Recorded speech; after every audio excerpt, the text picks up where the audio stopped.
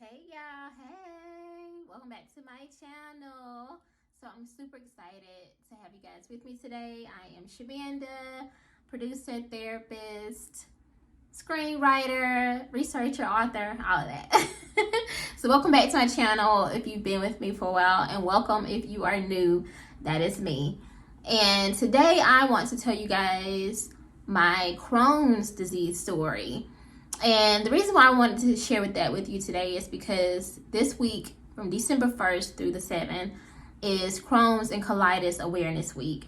And so it's a week that we just use to share, information about Crohn's and colitis, and to share our challenges and how we live with this invisible illness that most people don't even know about, or people don't really know that we have it because there's really no, except for a few exceptions, there's no real physical marks. So that's what this video is going to be about today. And if you're interested and you want to learn more, then stick with me. See you on the other side.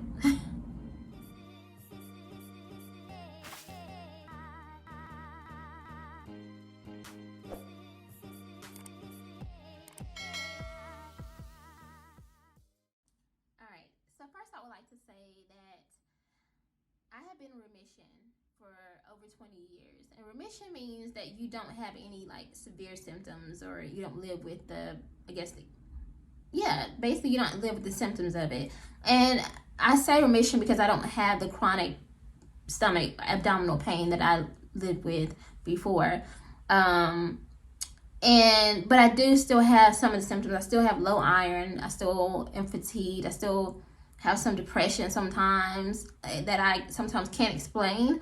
And it's overlapping because it's like I already have depression. Sometimes I live with depression sometimes, but sometimes it's kind of hard to explain. But other than that, sometimes I'm tired and have fatigue, and I have to remind myself that okay, Shamanda, you have Crohn's disease. Just because you don't have the stomach pain all the time doesn't mean that you don't have it's still there. And so I have to remind myself it's okay if I want to just relax and get some sleep or whatever.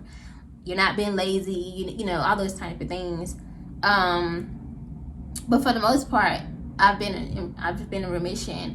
And so I'll say that. And so for me, a lot of people, they talk about it a lot, and I don't, and I am guilty. I don't talk about it as much as I should, because I somewhat distanced myself from it. And it was such a traumatic experience for me.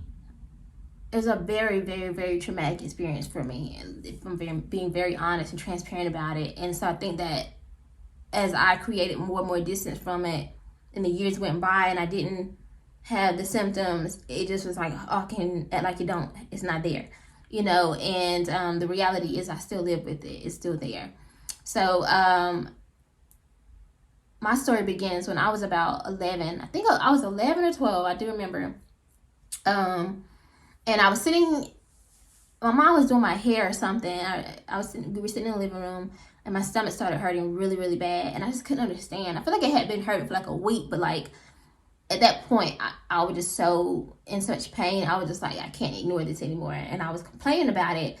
And my mom happened to be on the phone with my grandmother. God rest her soul. She's in heaven now. But I guess I just kept complaining. And so my grandmother heard me. And she was she called mom's name. She's like, take that girl to the hospital. Take that girl to the hospital. I guess she realized I must have been in really bad pain, because I just kept complaining about it. So mom finally, we got in the car and she took me to the hospital. And where I'm from, I guess pretty much everywhere, it takes a long time when you go to the hospital. It ain't you have to go in and out. And so we both were kind of oh God, it's about to be a long wait, whatever. And so we got there and went to the back, and they had me drink this stuff. Oh my God. It was this cup, this orange stuff. And it looked like it was just Kool-Aid. This is back in 2001, 2002. I'm 11. I'm thinking it's Kool-Aid. I drank one sip and I'm oh heck no. It wasn't that bad, but it wasn't something I'm about to drink 2 or 3 cups of, and that's exactly what they were asking me to do. So I finally, mama gave me that look girl, you don't drink that so we can get out of here. She gave me that look, and I finally drank it. And so then they put me under these machines, and you know, I guess they were like looking at my stomach or whatever. And they were like, basically like, it was my appendix.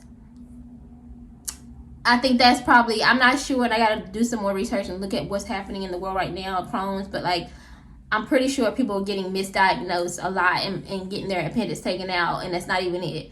Because I was this close. But I remember the doctor say, he was like, wait, before we do this, I wanted to get a second opinion. And he was like, let me get a second opinion. So I think I do remember going back to my pediatrician, maybe the next week or whatever, and they may have give me some medicine. I forgot if they gave me something or not, I can't remember. But I do remember going back to my regular doctor, and he was like, I'm actually going to refer you to a specialist, a gastroenterologist. That's how you say it. Pediatric gastroenterologist, because he said, I think you have Crohn's disease. And I was like, oh wow, you know, of course I hadn't heard of it, my mom hadn't heard of it. What is Crohn's? And so finally went and I started seeing my doctor. This man saved my life. I don't even want to, oh my God, like I wrote about him, he mentioned in my book, and I later saw him when I got pregnant and I was in the hospital. I saw him years later, and I hope that I am making him proud, because I feel this man saved my life. And I won't say his name, but his name is mentioned in my book. So he's in Gastonia, North Carolina. That's where he was at. That's where he treated me. But man saved my life for real. Like, so I started seeing him, and I remember seeing him for at least like a year. And he prescribed me all this medicine. He would have me, take these colonoscopies, and I would be so mad at him. Like, really? Because, colonoscopy, you gotta drink this barium stuff. I thought that orange stuff was nasty, baby. The barium, they call it barium. It's like, it looks like a vanilla milkshake. And just think, I'm a little girl. Like, I think it's, until I took one sip, my mom was like, if you don't drink this stuff so we can get out of here. And she would have to really, literally force me to drink it, because I would be crying, just devastated. And I wrote about all this in my book, but I would be just devastated. Again, that's the traumatic experience part. Like, people don't understand, like, you literally having to force yourself to do something.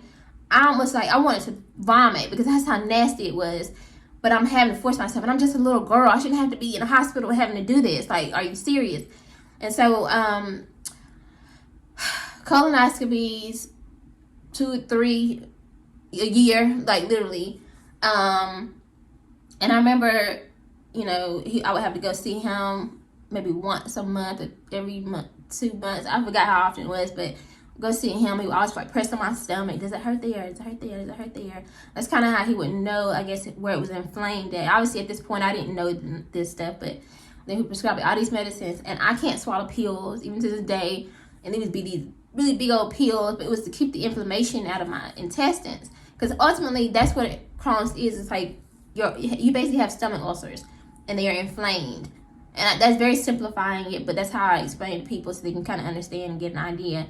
And it causes like holes in your intestines, and obviously when you eat, your food goes through your intestines. So imagine eating something, and then like your food is going through those holes, and now you're in pain. So every time I would eat, it would hurt. It hurt. If somebody said it felt like tacks, like you're swallowing tacks, and that's exactly how I felt. I got to a point where I didn't want to eat no more. Mom would cook me, oh my gosh, she would cook me all kind of meals. I didn't want to eat. I couldn't eat, because eating was equated with pain. And on the other side of that, I was losing all this weight because I couldn't eat. And I was already small, just naturally, I think.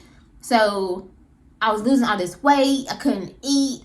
My mom was getting mad at me because I can't eat the food she don't cook, which I felt. Then I'm feeling bad because she's mad at me, and it was horrible. It was a very traumatic experience. I was depressed. I was suicidal. There were times I wanted to jump out the car. I'm being honest with you, because I remember my mom would hit rocks in the road, like she's driving, and she wasn't doing it on purpose, but just you're driving and you hit a hump or something, and I'm in the back seat, and every time she would hit something in my stomach, I would jump and my stomach would hurt. And I got to a point where I was just like, I don't even want to live anymore. And I felt like I was a burden on Mom, and and my family wasn't really coming around. I guess they didn't know how to deal with it, and they didn't know what to say, because at this point I'm looking like a cancer patient, y'all. Like, I had lost so much weight. My lowest weight, I remember, I was 55 pounds. I might have been like 54.5. Imagine that. I'm already really, really small and short, like petite, and I was 55 pounds. Think about that. 55.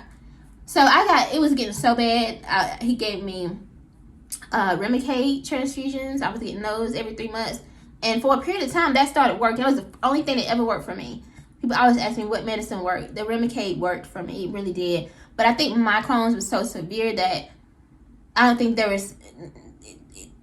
That worked for a period of time, but eventually it started spreading, and I had to have surgery. My doctor told me, you're going to have surgery. Like, and if, it's your decision, though. It was like, whatever you decide to do.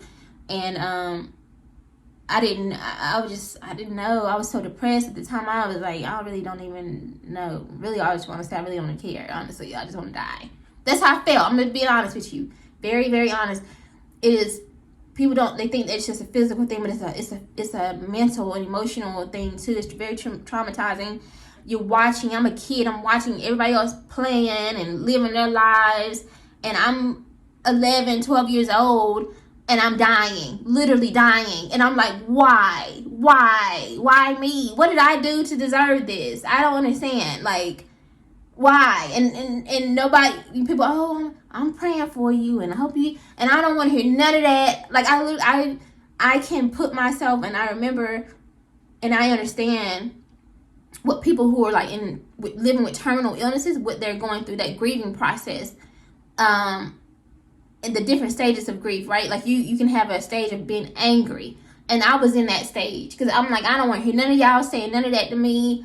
They don't mean nothing to me because you get to live your life. I'm not even 13, 14 years old yet, and I'm dying. Like, don't talk to me. So that's probably why people didn't really want to come around me. And I told Mama, don't tell nobody that I'm sick. I don't want to hear none of that.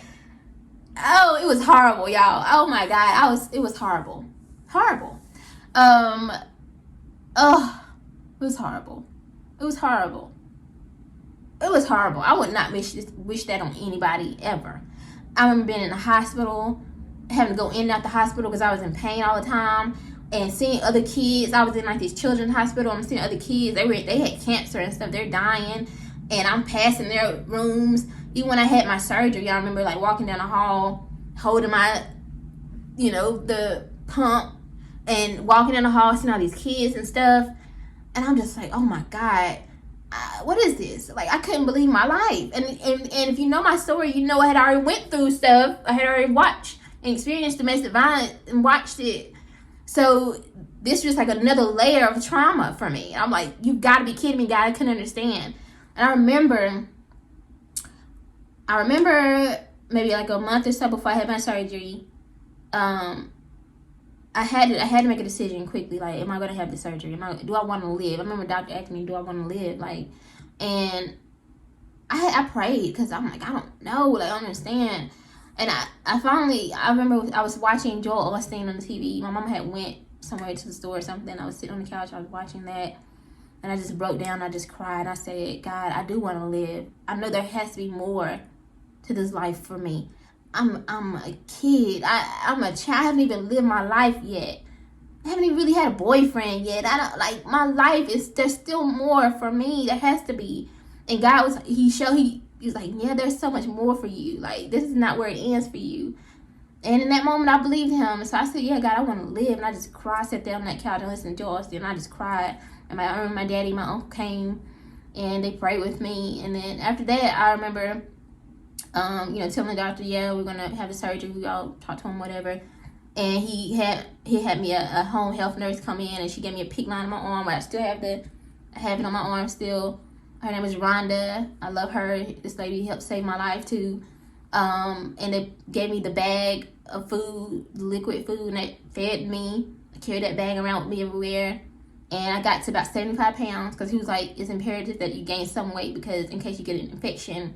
And we don't want you to die. Like, you don't have any body fat to fight off an infection if something happened or goes wrong. So I remember getting up to like 75 pounds, and I finally and think about it, how 75 pounds seems like so much because when you're 55, that's a lot, right? But so I reached 75 pounds, and I had my surgery. I stayed in the hospital for about 6 days, and like literally almost immediately after I started gaining weight, I got to like 90 pounds and 95 pounds, and I was healthy. I looked the best I've ever looked. And oh my God, I was so grateful. But I remember before I left, the doctor was like, there's no cure for Crohn's.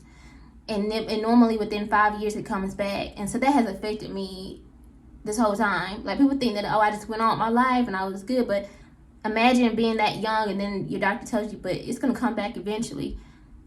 I've never kind of really rested on, but I trust God, and it's been 20 plus years, and I went vegetarian. I've been vegetarian for almost 14 years. I've had 2 children, 2 beautiful children since then, and built a career. But I realized that I have a voice and I have a platform, and it's important for me to talk about this and to share. And being a therapist, being a mental health counselor, it's important to talk about the mental and the emotional side of it as well, because I experienced that, and I think that was probably more detrimental to me than anything, the trauma from it. So that's a little bit about my story, y'all. I'm definitely gonna go more in depth. If you have any questions, let me know. I will talk about that a bit more, but thank you, and I hope that this helps somebody for this Crohn's and Colitis Awareness Week. All right, I'll see you guys next time.